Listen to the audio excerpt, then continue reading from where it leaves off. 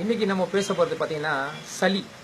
இந்த சளி தொல்லையினால பார்த்தீங்கன்னா நிறைய பேர் பல மருந்து மாத்திரைகள் இதை சாப்பிட்டு சளியை சில பேருக்கு அதிகமாகுது, சில பேருக்கு வந்து டெம்பரரியாக குணமாகுது. முதல்ல நம்ம இந்த சளி எப்படி பிடிக்குது, எதனால் பிடிக்குது, எப்படி நம்ம வந்து இந்த சளின்ற விஷயம் ஒன்று நடக்குதுன்றது பார்க்கலாம்.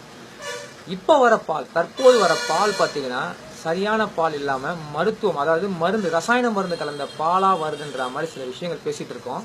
அது மட்டும் இல்லாமல் ஒயிட் சுகர், இந்த கரும்பிலிருந்து பிரிக்கப்படுகிற சர்க்கரையில் பல ரசாயன மருந்து கலந்து தான் நம்ம அதை வெள்ளை சுகராக மாற்றுறாங்க. இப்போது இந்த உடம்பு, நம்ம ஆல்ரெடி நம்ம பேசியிருக்கோம், இந்த உடம்பு பார்த்தீங்கன்னா இயற்கையாக விளைஞ்ச எந்த பொருளையும் ஜீரணம் பண்ணுற சக்தி இந்த உடம்புக்கு உண்டு. ஆனால் இந்த ரசாயன மருந்து உடம்புக்குள்ளே வந்து பார்த்தீங்கன்னா உள்ளே வந்துச்சுன்னா இந்த ஜீரணம் பண்ணுற சக்தி இந்த உடம்பு கிடையாது. இது ஒரு புது பொருளாக தெரியும். இந்த உள்ள வந்தவனே என்ன உடம்புக்குள்ள உள்ள வர பொருள் இருந்து இது ஏதோ புதுசா வந்திருக்கு, இது என்ன பண்ணலாம்னு சொல்லி யோசனை பண்ணிட்டு இருக்கும்போது ஒரு சில ரசாயனம் வந்து என்ன பண்ணணும்னா உடம்புல வந்து சளியா கன்வெர்ட் ஆயிட்டு உள்ள வரும். இந்த சளின்றது பாத்தீங்கன்னா நம்ம வேர்வை எப்படி கழிவு பொருளோ, இல்ல சிறுநீர் கழிக்க சிறுநீர் எப்படி ஒரு கழிவோ, இல்ல மலம் எப்படி ஒரு கழிவோ, இது மாதிரி சளின்றது ஒரு கழிவு பொருள். இதுக்காக நம்ம என்ன பண்றோம், மலம் டெய்லி நம்ம மலம் கழிக்கிறோம். இந்த மலம் நிக்கிறதுக்காக நம்ம எதுக்காக மருந்து மாத்திரை போடுறோமா? சிறுநீர் அதிகமா வருது, அதுக்காக நம்ம மருந்து மாத்திரை போடுறோமா? இது மாதிரிதான் சளியும். சளின்றது ஒரு கழிவு பொருள், இதை வந்து வெளியேற்றியே ஆகணும். இது நம்ம என்ன பண்றோம்னா சளி வந்துச்சுன்னு உடனே நான் பண்றேன் ஏதோ ஒரு மருந்தையோ மாத்திரையோ வாங்கி என்ன பண்றோம், அதை உள்ள அடக்க பாக்குறோம். இந்த ரசாயன மருந்து உள்ள போச்சுன்னா இந்த லங்ஸுக்குள்ள இருக்கிற சளி என்ன நடக்கும் அப்படின்னா இறுகி கட்டி பவுடர் ஃபார்மர் ஆகி லங்ஸுல போய் கோட்டிங் மாதிரி ஆயிடும். இந்த மாதிரி இருக்கும். நம்ம நினைச்சிட்டு இருப்போம் சளி போயிடுச்சு, இந்த மருந்து சாப்பிட்டேன் 2 நாள் சளி போயிடுச்சு நினைச்சிட்டு இருப்போம். ஆனா அடுத்தது நம்ம என்ன நடக்கும் அப்படின்னா ஒரு ஊருக்கு போவோம், அதாவது ஒரு வெளி ஊருக்கு போவோம். அங்க ஒரு புதுசா ஒரு தண்ணியை குடிப்போம், அது நல்ல சுத்தமான தண்ணியா இருக்கும், அதாவது அதுல நல்ல சத்துள்ள தண்ணியா இருக்கும். இல்ல ஒரு பழம் சாறு சாப்பிடுவோம், இல்ல இன்னைக்குன்னா ஒரு நாள் மழையில நினைவோம். நம்ம நினைச்சிட்டு மழையில நினைச்சோம் சளி பிடிச்சிச்சு, அந்த பழசாறு சாப்பிட்டா சளி பிடிச்சிச்சு, அந்த ஊருக்கு போய் அந்த தண்ணியில குளிச்சேன்ப்பா, அந்த தண்ணியை குடிச்சேன் சளி பிடிச்சு நிற்போம். அது தப்பு. இயற்கை என்ன பண்ண அப்படின்னா இந்த மாதிரி நல்ல உணவு உள்ள போனவனு இந்த லங்ஸுக்குள்ள நம்ம சளி வந்து பவுடர் ஃபார்ம்ல இருந்துச்சு பார்த்தீங்களா, இது திருப்பி என்ன பண்ணா ரிவர்ஸ் ப்ராசஸ், அதாவது திருப்பி சளி உருகி திருப்பி மூக்கு வழியாவோ வாய் வழியாவோ வெளியே வளர்த்துற வேலையை இந்த உடம்பு செய்யும். இந்த உடம்பு இந்த கழிவு பொருளை வெளியே தர்ற வேலையை ஒவ்வொரு நாளும் ஒவ்வொரு செகண்டும் பண்ணிக்கிட்டே தான் இருக்கும். இப்படி பண்றதுக்கு நம்ம உதவி செய்யறது பார்த்தீங்கன்னா நம்ம சாப்பிட்ற கீரை காய்கறி பழங்கள் இயற்கை சம்பந்தமான அனைத்து பொருளுமே இந்த சளியை வெளியே தர்றதுக்கான வேலையை செஞ்சுட்டு இருக்கு. நம்ம நினைச்சிட்டு இருக்கோம் நம்ம மழையில் நினைச்சோம் சளி பிடிச்சிச்சு, நம்ம வந்து இந்த ஜூஸ் சாப்பிட்ட சளி பிடிச்சி, இந்த ஜூஸ் சாப்பிட்ற வேலையெல்லாம் வந்து பாத்தீங்கன்னா நம்ம உடம்புக்குள்ள கழிவை வெளியே தர்ற வேலையை பண்றதுனா இதெல்லாம் நம்ம உடம்புக்கு நல்லது. நீங்க சாப்பிட்ற ரசாயன மருந்து தான் வந்து கெட்டதே தவிர இயற்கையா இருக்க எல்லா பொருளும் நல்லது. இதனால கழிவு வெளியேற்ற வேலையை செஞ்சுச்சுன்னா அந்த கழிவை வெளியே தர்ற வேலையை நீங்க பண்ணுங்க. அதை விட்டுட்டு நம்ம வந்து இதுக்கு மருந்து மாத்திரை போட்டு சளியை அடக்காதீங்க. ரெண்டாவது, இந்த சளி வந்து பாத்தீங்கன்னா 2 விதமான சளி இருக்கு. ஒன்னு உடம்பு அதிகமான சூடுனாலையும் சளி ஏற்படும், இன்னொன்னு உடம்பு அதிகமா கோல்ட் ஆனாலும் சளி ஏற்படும். உடம்பு ஹீட் ஆயிடுச்சு சளி ஏற்பட்டுச்சுன்னா அந்த சளியுடைய கலர் பாத்தீங்கன்னா மஞ்சள் கலர்ல இருக்கும். ரெண்டாவது, அந்த சளி பாத்தீங்கன்னா மூக்கு வழியா வரதுக்கு வாய்ப்புகள் குறைவு. தொண்டைக்கும் மூக்குக்கும் நடுவில் நின்றுட்டு இருக்கும். வறட்டு எறும்பு மாதிரி ரொம்ப எப்ப பார்த்தாலும் இரும்பிட்டே இருப்பாங்க. அப்படியே மிஞ்சி என்ன பண்ணுவாங்க, சளி என்ன பண்ணுவாங்க, இரும்பி வாயில இருந்து தான் எடுக்கிற வேலையா இருக்கும். இது வந்து ஹீட்டால ஏற்பட சளி. நம்ம நினைச்சிட்டு இருப்போம் உடனே சளி குடிச்சுன்னா திருப்பி நம்ம என்ன பண்ணுவோம், சளிக்கான மருந்தையோ இல்ல இதுக்கு என்ன பண்ணுவோம்னா இந்த மாதிரி தூதுவலை ஆடுதுவலை இந்த மாதிரி மூலிகைகள் சாப்பிடுவோம். இந்த தூதுவலை பார்த்தீங்கன்னா ஏற்கனவே உடம்பு ரொம்ப சூட்டான உடம்பு. இந்த சூடால ஏற்பட்ட சளிக்கு திருப்பி சூட்டான பொருள் கொடுத்தீங்கன்னா வறட்டு அதிகமா ஆகுமே தவிர சளி உள்ள இறுகி கட்டி தொண்டையில போய் மாட்டிக்க சளி வெளியே வர வேலையை செய்யாது. அந்த மாதிரி சமயத்துல என்ன பண்ண முடியும்னா மாதுளம்பழம் சாறு கரெக்டா 11 மணிக்கு, காலையில 11 மணிக்கோ இல்ல மதியம் அதாவது சாயந்தரம் 3 மணிக்கும் நீங்க அந்த மாதுளம்பழம் சாறை, அதாவது நாட்டு மாதுளம்பழம் கட்டினீங்கன்னா உள்ள வெள்ளை கலர்ல இருக்கும். அந்த முத்துக்கு மேல மெலிசா மஞ்சளா ஒரு தோல் ஒண்ணு இருக்கும்.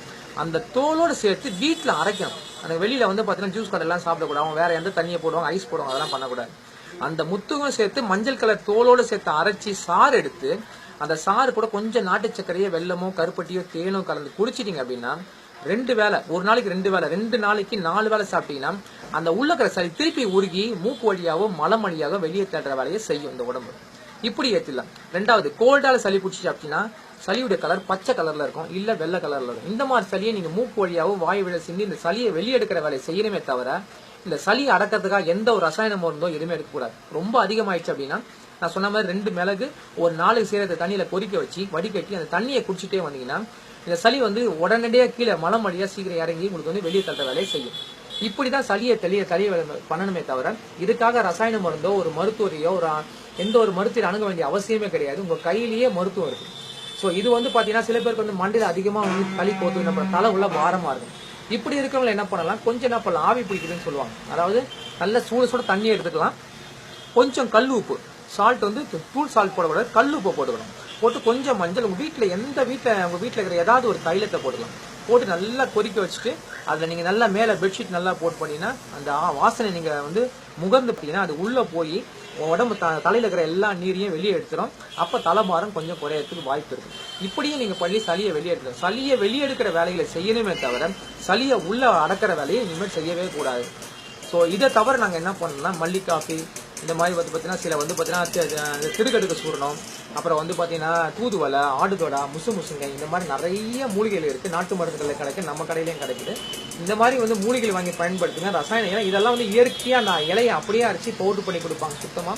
அது இயற்கையாக என்ன பண்ணும், உடம்புக்குள்ள போய் டைஜஸ்ட் ஆகும். இதனால எந்த ஒரு சைட் எஃபெக்ட்டும் கிடையாது. ஆனால் மருந்து மாத்திரை யாராவது எடுத்தீங்கன்னா அந்த ரசாயன மருந்து இன்னொரு வேலையே செய்யும். வீசிங் வரைக்கும் போகிறதுக்கு வாய்ப்பு இருக்கு. இந்த சளி தான் வீசிங் வரைக்கும் போகிற வேலையை வாய்ப்பு இருக்கு. பட் இந்த மாதிரி நீங்கள் எடுத்துட்டீங்கன்னா, ரெண்டாவது இந்த மாதிரி பால், வெள்ளை சர்க்கரை, மைதா ஐட்டம் இதெல்லாம் நிறுத்திட்டீங்கன்னாவே இந்த சளி கண்டிப்பாக ஃபார்மே ஆகாது. கொஞ்சம் யோகா பண்ணுங்க, சர்வாங்காசனா, விபரதகாரணி இந்த மாதிரி யோகாவும் பண்ணீங்கன்னா இந்த சளியை வெளியேற்றுவதற்கான அதிக வேலையாக பண்ணும். இது உடம்புக்கு எப்பவுமே ஆரோக்கியமாக இருக்கும். இந்த வேலையை பயன்படுத்துங்க. நன்றி, வணக்கம். இதை தவிர வந்து பார்த்தீங்கன்னா இந்த திருக்கடுக்கு சூரணம், அப்புறம் வந்து பார்த்தீங்கன்னா தூதுவலை, இந்த மாதிரி ஆடுதோடா, இந்த மாதிரி மூலிகைகள் நம்மளுடைய கடைகளிலும் கிடைக்குது. இப்போ என்ன பண்றாங்கன்னா, சமீபத்தில் இந்த வீடியோ பார்த்துட்டு நிறைய பேர் வந்து பார்த்தீங்கன்னா பல வெளிநாடுகள்ல இருந்தெல்லாம் கால் பண்றாங்க. அப்போ இப்போ கேட்கும் போது எந்த இடத்துல இருந்து கேட்கறாங்க, இது வந்து இந்தியாவில் சென்னையில் இந்த மாதிரி இயற்கை அங்காடி, நிலம் இயற்கை அங்காடின்ற பேரில் நாங்கள் வந்து கடை நடத்திட்டு இருக்கோம். சுத்தமான பொருளை நாங்கள் வச்சுட்டு இருக்கோம். இதை தவிர எனக்கு தொடர்பு கொள்ளணும் அப்படின்னா 9940404319 இது வாட்ஸ்அப் நம்பரும் இதே தான். தொடர்பு கொள்ளனாலும் இதே தான். இப்போ சமீபத்தில் கூட பார்த்தீங்கன்னா ஒரு நண்பர் வந்து பார்த்தீங்கன்னா துபாயிலேருந்து கால் பண்ணாங்க, யூஎஸ்லேருந்து கால் பண்ணாங்க. மருத்துவத்தை வந்து தொடர்ந்து கொடுத்துட்டு இருக்கோம். இலவசமாகவே சில பேருக்கு வந்து பார்த்தீங்கன்னா இன்னைக்கு வரைக்கும் இலவசமாக தான் பண்ணிட்டு இருக்கோம். இந்த கடை விற்பனைக்கு மட்டும் இல்லாமல் நிறைய இந்த மாதிரி வந்து மருத்துவ டிப்ஸ்களை இலவசமாக கொடுத்து கன்சல்டிங் பண்ணி கிட்டத்தட்ட ஒரு 100-150 சர்க்கரை வியாதி இருக்கிறவங்களை குணப்படுத்திருக்கோம். ஒரு 25-30 மூட்டு வலி பேஷண்ட்டை சரி பண்ணியிருக்கோம். ஸ்கின் சம்பந்தமான வியாதி பண்ணவங்களும் சரி பண்ணியிருக்கோம். இந்த மாதிரி நிறைய பேஷண்ட் சரி பண்ணியிருக்கோம். சரி, இது தவிர வேற எந்த மாதிரி நோயானாலும் எனக்கு தொடர்ந்து கால் பண்ணலாம். அந்த நம்பர் வந்து திருப்பி இன்னொரு சொல்றேன், 9940404319. நன்றி, வணக்கம்.